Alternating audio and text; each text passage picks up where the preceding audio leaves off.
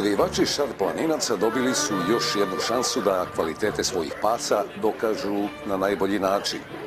U Smederevskoj Palanci u organizaciji članova istoimenog kinološkog društva i Kinološkog saveza Srbije održano je prvenstvo za šarplanince, domaću rasu pasa, kako bi se videlo i saznalo gde je mesto ovih pasa po kvalitetu na evropskoj lestvici vrednosti. Na tom državnom prvenstvu, memorijalu profesora Pavlovića, bila su upisana 112 pasa. Sasvim zadovoljavajući broj za sve one koji smatraju da imaju šarplanince vredne pažnje i mogu da uđu u završnu konkurenciju za izbor najlepšeg.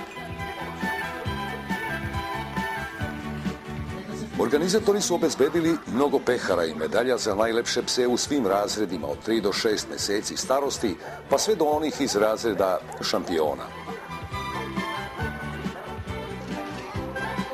Na manifestaciju su došli odgajivači šarplaninaca iz cele Srbije, pa čak i onih koji tu rasu vole daleko van granica naše zemlje, pre svega iz Češke i Slovačke.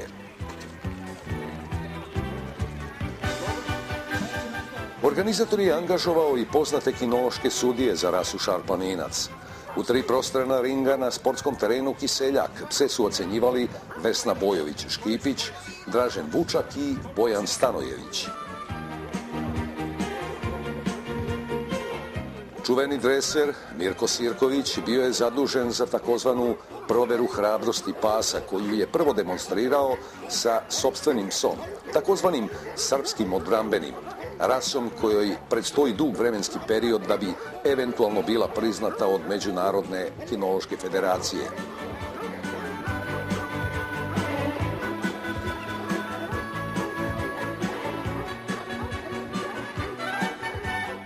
Uporna kiša i jak vetar, koji su državno prvenstvo pratili sve vreme, nisu sprečili mnogobrojne odgajivače da prijave pse za tu proveru hrabrosti.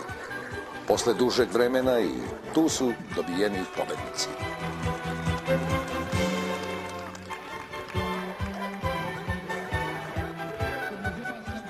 Loše vreme rasteralo je mnoge radoznalce i zadalo muke sudijama u odluci o najlepšim psima.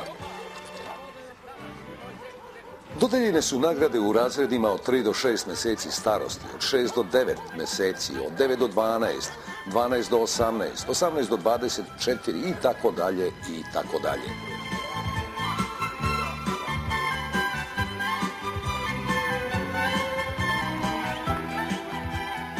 Za najlepšu ženku državnog prvenstva za šarplanince izabrana je Kaja, vlasnika Marka Milivojevića iz Mladenovca.